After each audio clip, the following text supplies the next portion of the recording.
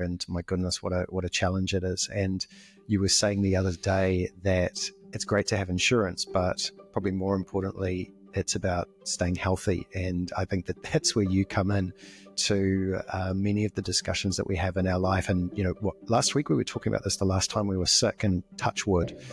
I think 2022 for you, when we... 2020 was the last time that you were unwell. For me, it was 2022 in Nigeria when I managed to pick up COVID in Lagos, which was a bit of a challenge. So that's 3 years ago, and 5 years ago for you. But it was COVID for both of us, so it's not something that we could really control. Yeah, that's true. That is true. And, it makes me think a lot about what you talk about day in, day out, with all due respect. I think repetition is the key here about staying healthy so that you don't go into the medical system. And I mean, what's the quote that you use around the medical system? That it's not a health system, it's a sick system. It's a sick system. So what do you mean by that? Well, the healthcare, it's not really health, right? It's based on sickness and illness. It's about treatment and not looking into the cause. So, and not, if we think about how much healthcare costs in the pharmaceutical industries, how much profit they have with medication, then it makes sense for the system to be like that. But then I see that the more we have awareness, I think that this generation, we have a lot more awareness than we had when we were 20 or 30 years old, and how, much more we know about gut health and healthy lifestyle and stress management and the importance of sleep. So I believe in personal responsibility. Just on that, and this is a really interesting thing. I saw you do this, and I'm a hypochondriac, right? So I could never do this, but you did some health checks recently, and you uploaded the PDFs, the documents, into ChatGPT. And I think, correct me if I'm wrong, the response that you got was much more holistic, much more in depth, much more, wouldn't say educated, but much more in depth, and took into account so many different parameters from ChatGPT than your consultation that you had as well through the medical system. Yeah. The medical system makes me extremely frustrated. Not everywhere, right? That's everywhere. That's as we know, the healthcare, the sick care system. If you think about that, most medical sessions last an average of 10 minutes.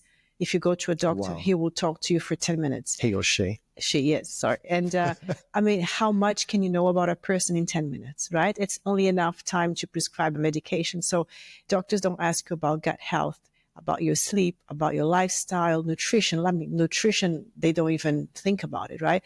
And I know, and we know how important nutrition, lifestyle, sleep, all of those aspects are to prevent illness. So my focus is to prevent and to understand our body and manage ourselves the best way we can, because we definitely cannot trust that system. Yeah, it's interesting. I mean, we'll get into... So I'm sorry, I'm talking about traditional, I'm talking about what we know. I'm not talking about functional medicine or integrative nutrition. We are seeing a big change in that area, and people are more and more aware that, you should go to a functional doctor. What's functional? How do you define functional? A functional doctor, to go back to the point, right? Most insurances would not cover functional medicine. It's integrative medicine, right? Which is the opposite of what we're talking about, which is those are doctors who look at you, ask questions, understand who you are, what your lifestyle is, to understand how they can help you and treat the cause, what's causing you the illness, and not just medicate. So that's in simple terms. And integrative nutrition, functional medicine, gut health. I mean, I think that most doctors would not even know about gut health. If you think about there's research that indicates that most doctors worldwide, they would study 20 hours about nutrition. Wow. In their whole training. I mean, doctors are trained for how many years? 6, 7, 8. 20 hours about nutrition and how important is nutrition. So that needs to change. That definitely needs to change. And we've talked about the link between nutrition and mental health as well. And, I always joke about, the link between food and happiness, right? And my mindset, we've been together now for close to 6 years, right? 5.5, married for 2. Yeah. Okay, good that I got that one right. I should know my guests, right?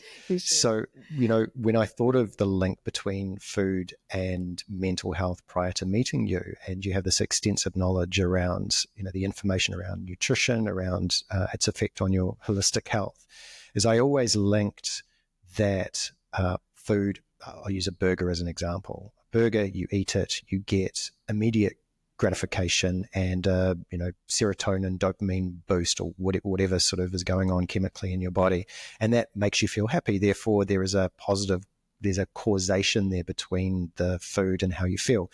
But actually, what you've taught me is it's much deeper and broader than that, in that because of the link between your gut, your mind.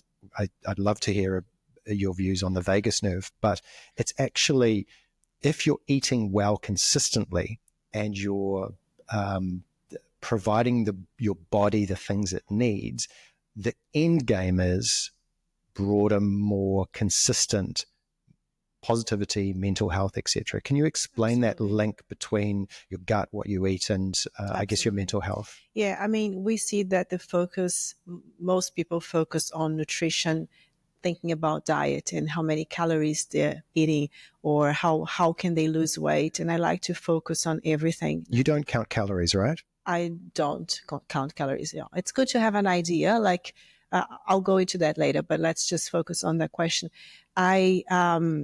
So mental health, depression, right?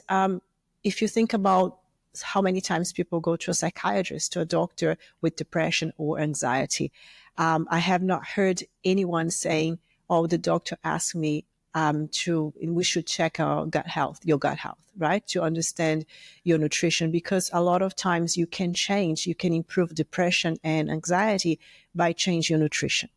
How amazing is that, right? Instead of taking antidepressants, or you can just change the whole thing by eating well and changing your lifestyle. And it's not something that you do for a day. Of course, like you said, it needs to be consistent. But just to explain the vagus nerve, because it's something that I find fascinating. It's the longest nerve in our body that connects. It's a highway between the brain and the gut. The gut is where our digestive system is, and it's the gut is responsible mainly for digestion, mood, immune system.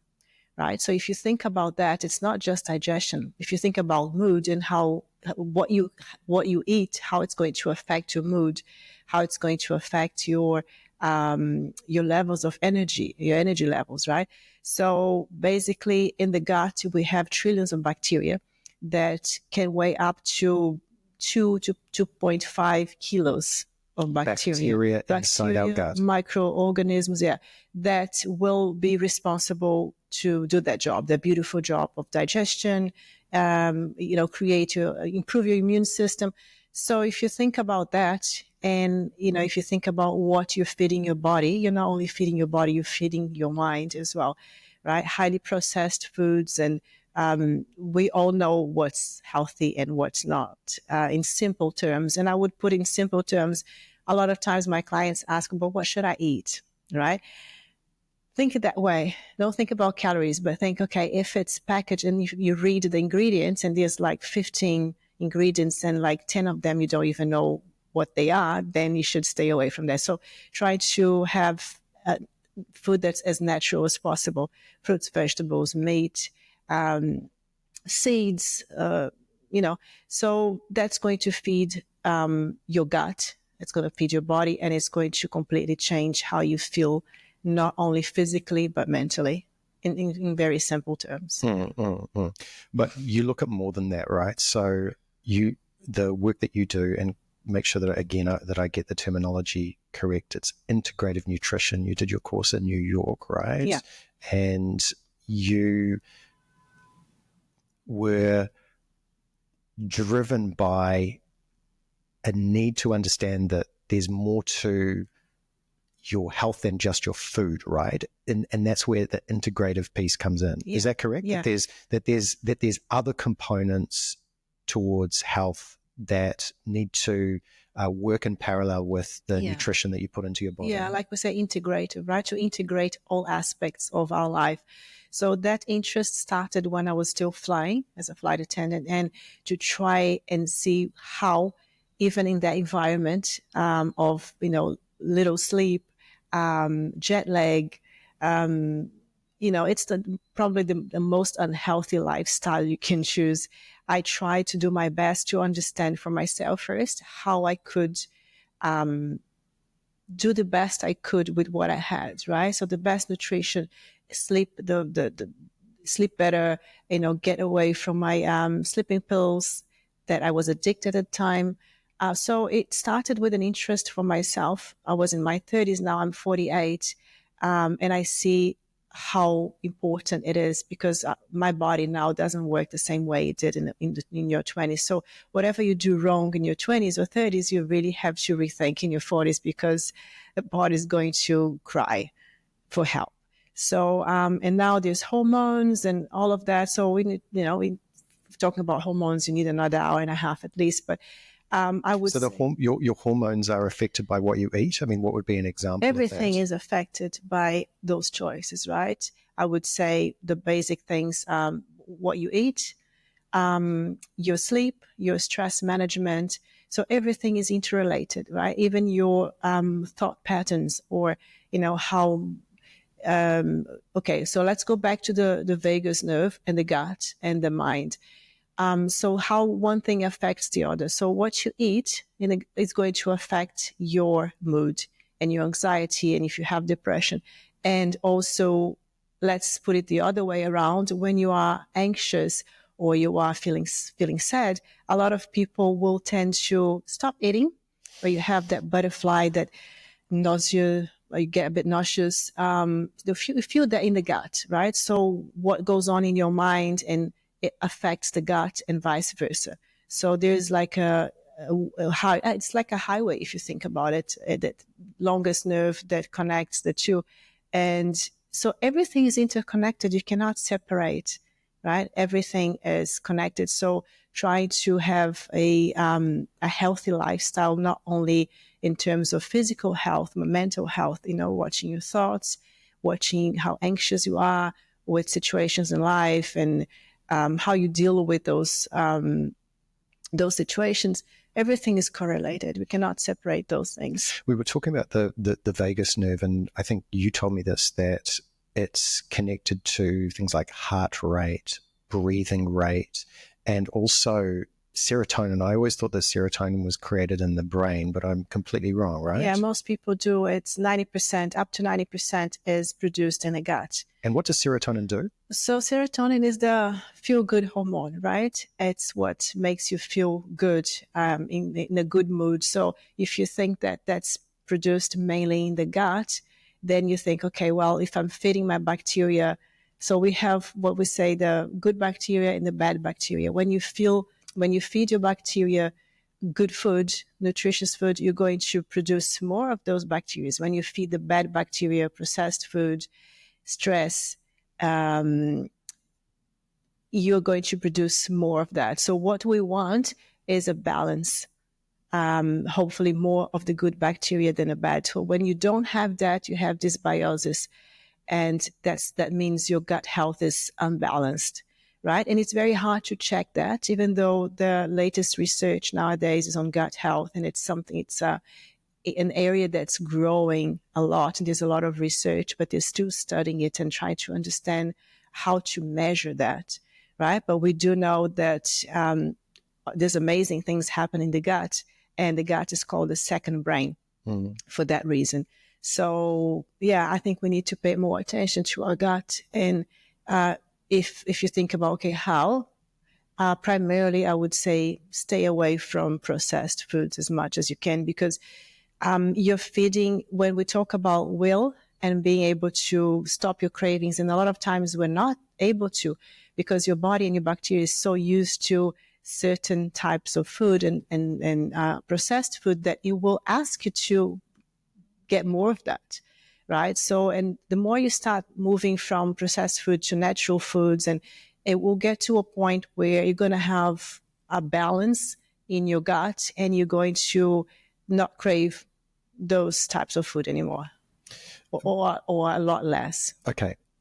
One thing that has also fascinated me, you're talking about hormones, is cortisol and the level of stress. And, you've seen me from, extremely stressed to, very relaxed, and with some of the roles that I've been involved in.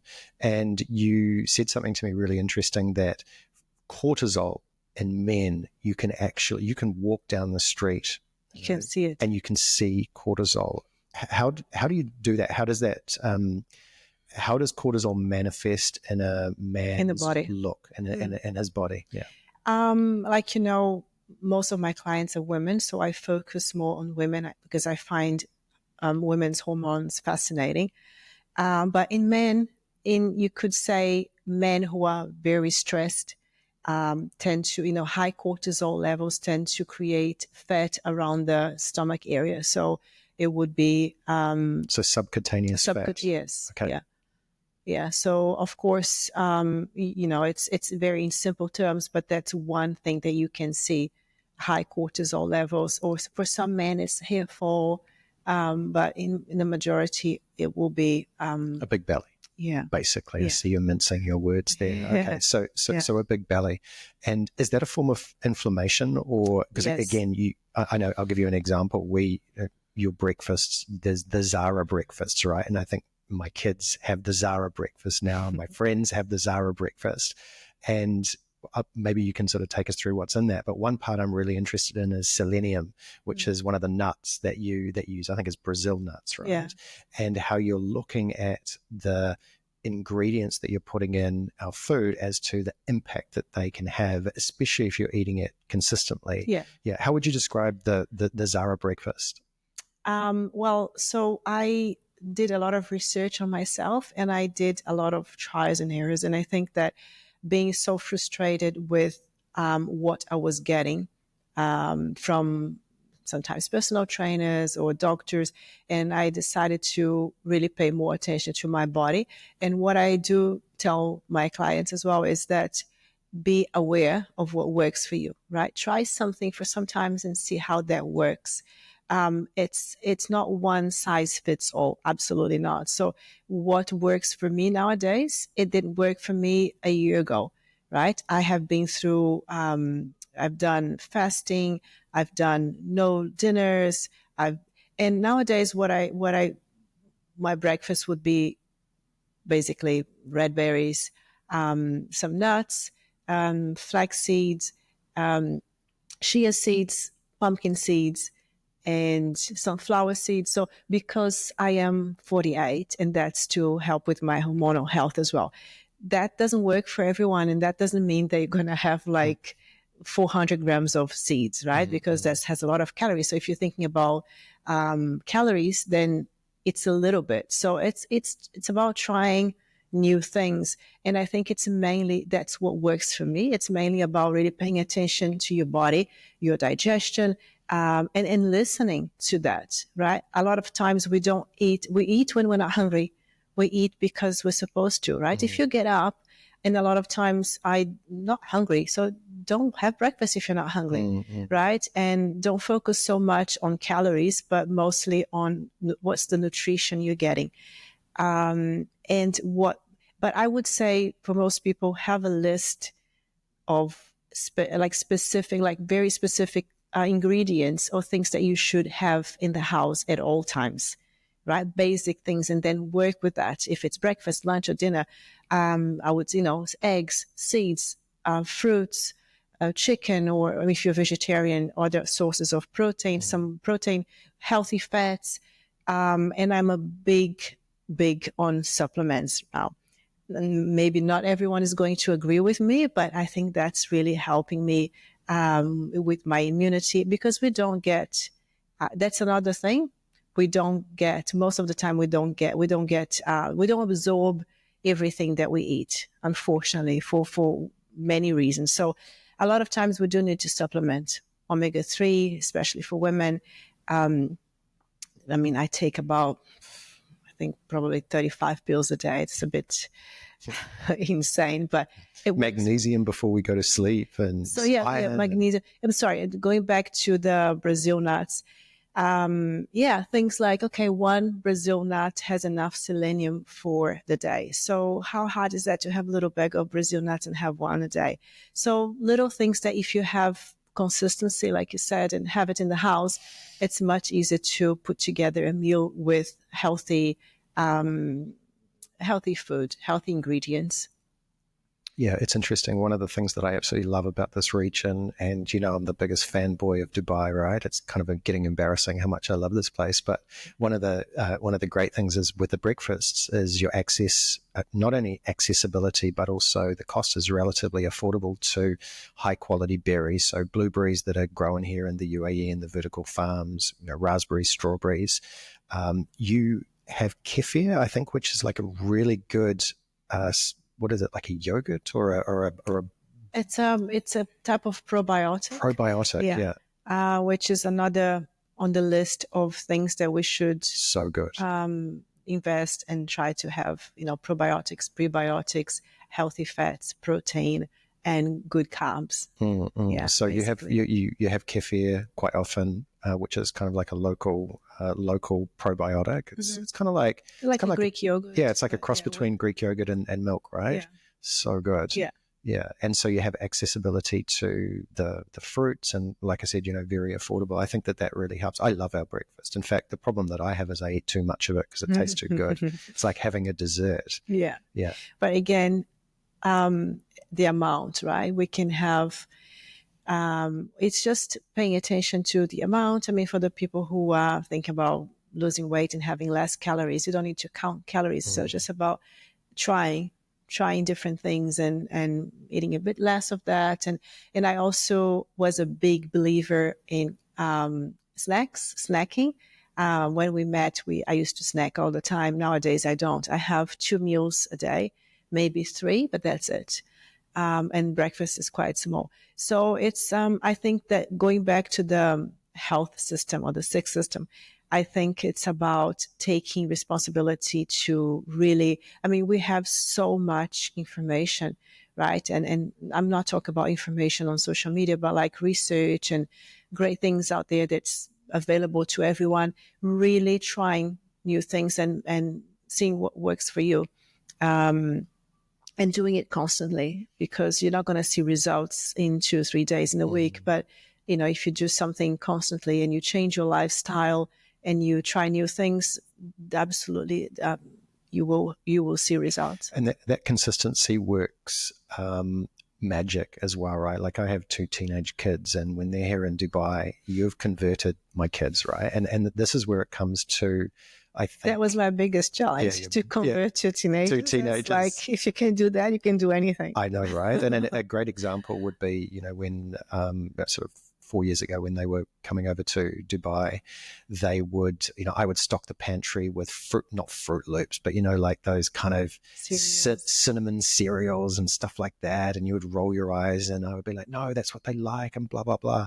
And through them seeing what we eat and through us explaining. And trying, because they actually like, this new breakfast that's healthy. It's not something imposed. They like it and they don't want the other stuff anymore. Yeah, that's right? Completely true. Yeah. And they don't, there's boxes that we've had to throw out of those, of those rubbish cereals, right? So how amazing is that, right? And they leave Dubai after a month with like clear skin, It has a big impact on skin, right? It does, yeah. And more energetic. And, you can see the change in weeks.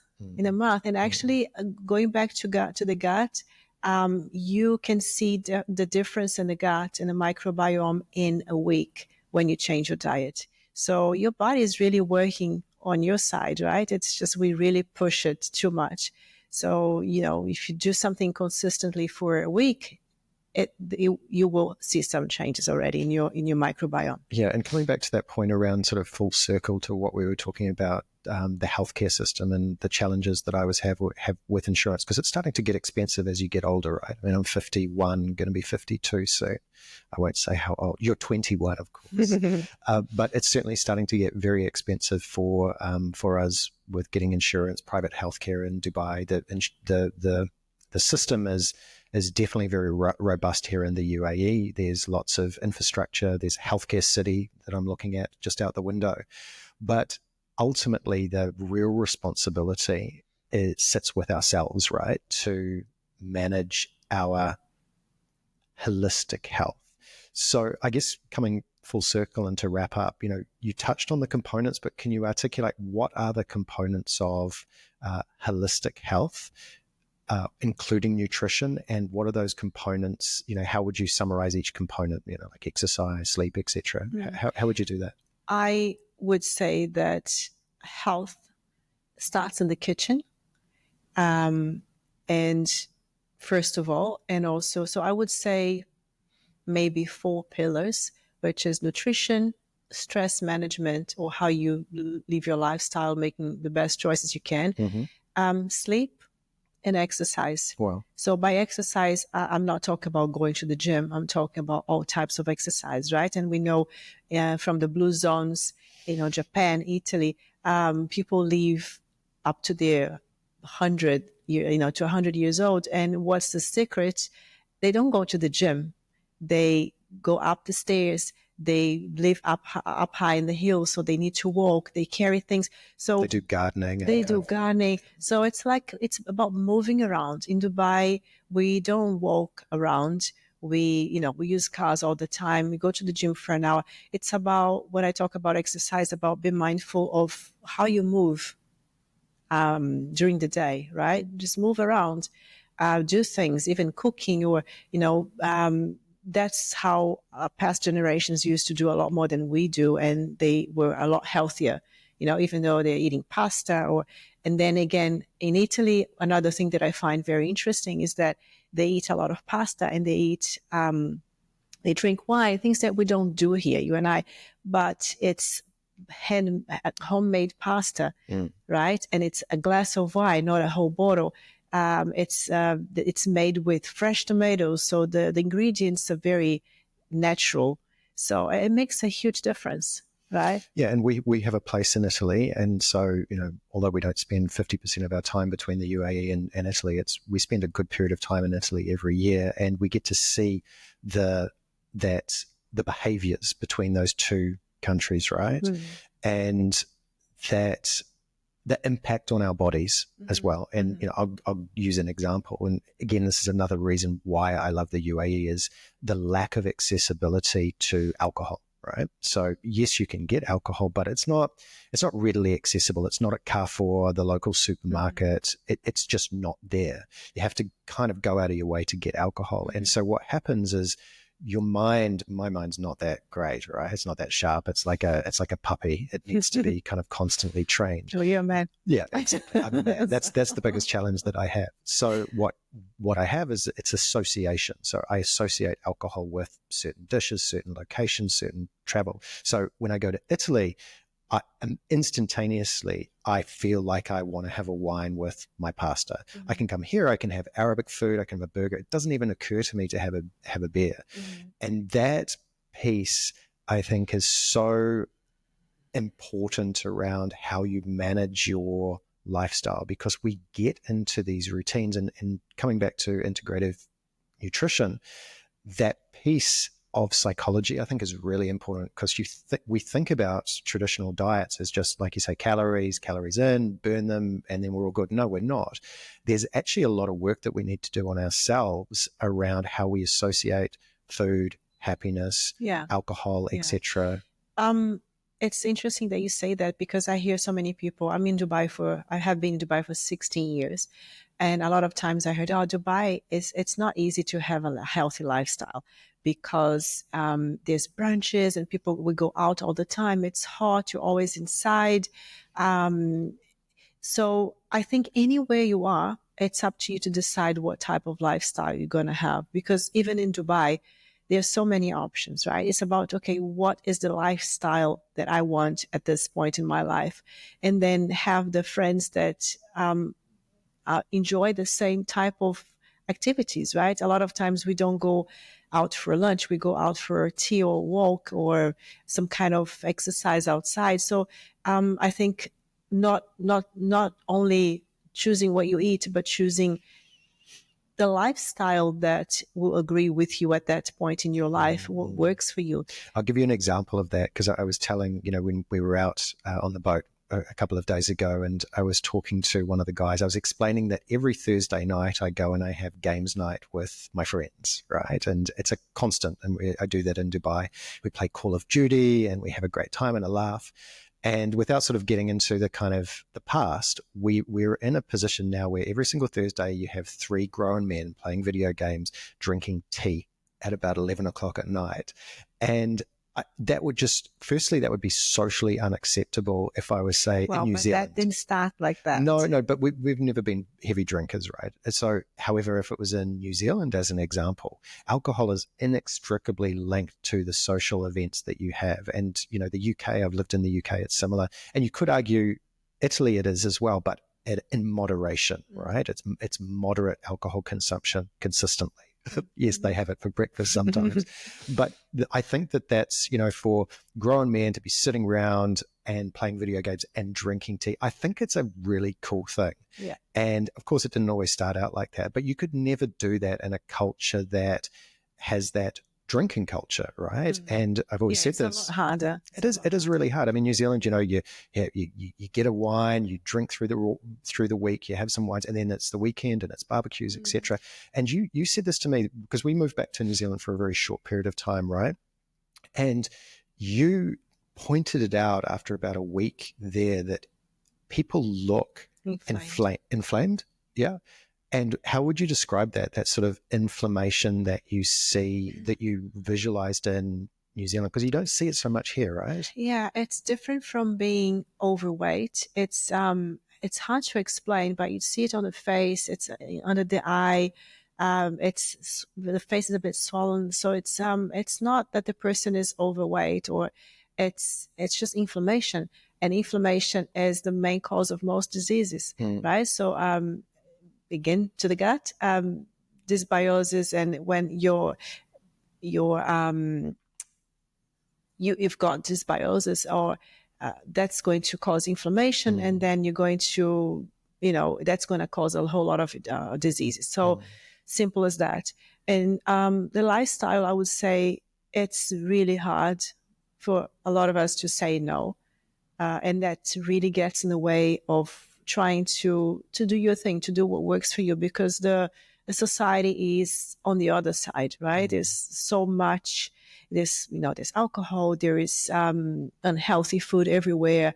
And it's like the whole system is against what you're trying to do. And I know that, right? It's really hard. But I think that when you get to a certain age, look at me, I'm like almost 50, you become a bit stronger and fighting that everything that goes against it. And you really, because you think, okay, if you're in your end of your 40s, you have another maybe 20, 30 years, and you want to have those years to be incredible. You want to be healthy, have lots of energy to travel, to do whatever you want. So I think in my view nowadays, at this point in my life, I think it's about all of that, and the choices that you're making today will affect. If it's, like I said, what is up to me, I will do everything I can. Of course, some things are out of our control, and what's going to happen to us in the future, it's uncertain. But if you can do everything you can to create that lifestyle and that health, then, it's what you can do for yourself. And if, as we wrap up, if you were to give someone some advice, maybe they're not happy with it. And again, it's not about not being happy with your weight, or just, it's about not being happy, right, with who you are physically and mentally and spiritually. What would be the advice that you would give to someone to get started? You meet with corporate clients, you work with private clients. How do you how do you help someone get on the pathway to better health and starting to look at their health from a holistic perspective? The main concern that people come to me with is the physical part, is the fact that they are not happy with their body. But I would say 90% are not even thinking about the other aspects and what maybe is creating that, right? Creating the cravings or anxiety, or they're depressed, or they're going through something difficult in their life. So food is used in another way, right? So they're eating more, or they're not eating, or so I would say look at all aspects of yourself and of your life. I would say write down a piece of paper or on your phone, or all the aspects, right? What you're not happy with, and look at the mental health. Are you happy with your job? Are you happy with your relationships? Are you happy with what you do in your life? Are you exercising? What's your nutrition like? And then you're going to have your own answers, because a lot of times we ask the wrong questions, or we look at the one thing only. How can I lose weight? I need to lose weight. And how can I eat less calories? And that's really not, you might lose that weight for a month or two, but that's not sustainable, because the cause is not the food only. So when we address the cause in all aspects, then the food will just be something that you don't really need to worry so much, right? And that's why I integrate psychology with nutrition, and I love what I do, because it's all integrated, it's so connected. And you look at someone, I look at my client as a whole being, a holistic being, right? And the questions I ask go way beyond what they eat, but what phase in their lives are they going through? Are they happy with their relationship? So all those questions that you need to ask yourself if you have a therapist to deal with. So you go into all those areas and find your answers. And Okay. Hopefully nutrition is not the most. I mean, it's all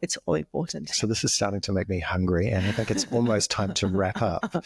What are we having for dinner? Haven't thought about that yet. Probably something light, because our lunch was quite big. The lunch was really big. It was fantastic as well. Big and nice. One of my friends was mocking me that I had to go and grate the cauliflower to make the cauliflower rice. And he said, cauliflower rice is disgusting. I'm like, I love cauliflower rice. You make it fantastically. So we had cauliflower rice, chicken, beans. Again, I mean, you cooked it fantastically, and I think that's always the key. But it's a relatively simple, modest dish, right? It is. And another thing that I find fascinating, and that I learned over the years that I didn't really enjoy before, maybe 10 years ago, 5 years ago, is cooking. I love, of course, you need time, right, to cook. But even if you don't have that much time, and you have a structure, and you write down what you're going to have during the week, and you do the shopping, you have all the ingredients at home, it's so great to cook, because you are connected with the food. And you're not just getting something delivered that you don't even know what you're having. And it's just part of the process. I think when you cook, it's part of healing yourself and cooking for your family. There's a good segue there, because as we close, the cooking is about being prepared, and preparation, and planning, and great health. With all of those parts, exercise requires planning. It requires setting time aside, eating well, and cooking at home. Again, it's the same thing. Prioritize sleep. I know I get crazy with you demanding me to go to bed at 9:30 before 10 o'clock to get to sleep, but the impact that it has, and then the planning to be positive, planning to be grateful, planning to get that psychological, you said the 4 pillars, right? To have that piece in place as well.